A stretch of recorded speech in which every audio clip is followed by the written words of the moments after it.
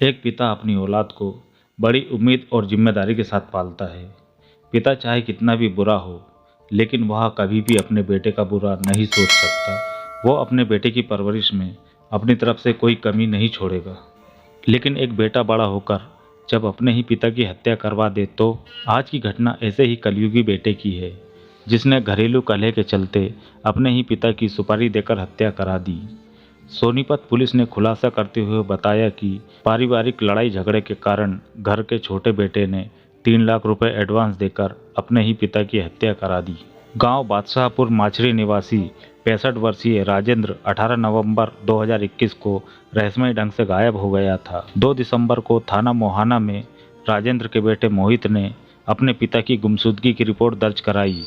Report में उसने यह दावा किया कि किसी अज्ञात व्यक्ति ने उसके पिता राजेंद्र को बंधक बनाया है। पुलिस ने राजेंद्र की तलाश शुरू कर दी, लेकिन लाख कोशिशों के बाद भी पुलिस को कोई सुराग ना मिला।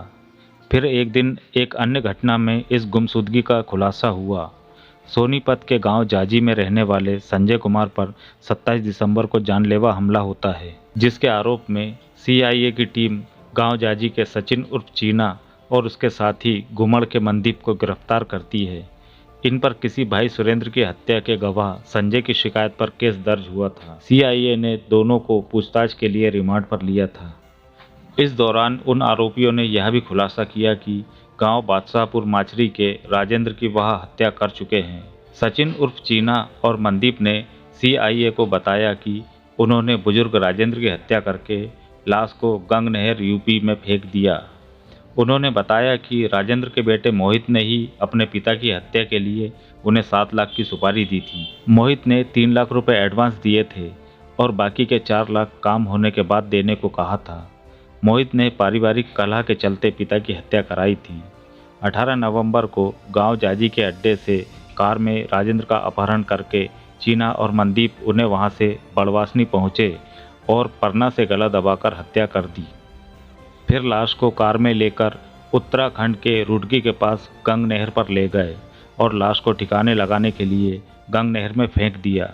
मोहित ने पिता की हत्या के लिए चीना और मनदीप को जो 3 लाख रुपए एडवांस दिए थे, इसी पैसों से उन्होंने एक second hand Honda city car खरीदी थी और इसी से उन्होंने इस वारदात को अंजाम दिया था। पुलिस ने कार के साथ गला दबाने के लिए इस्तेमाल किया गया परना और सुपारी के रुपए में से बचे हुए 30,000 रुपये बरामद कर लिए हैं और मोहित को भी गिरफ्तार कर लिया है। दोस्तों, हमारा मकसद आपका मनोरंजन करना नहीं, आपको जुर्म के प्रति जागरूक करने का है। अगर आपको हमारा ये प्रयास पसंद है तो हमें लाइक और सब्सक्राइब करें और कमेंट में अपनी अमूल्य राय ज़रूर दें।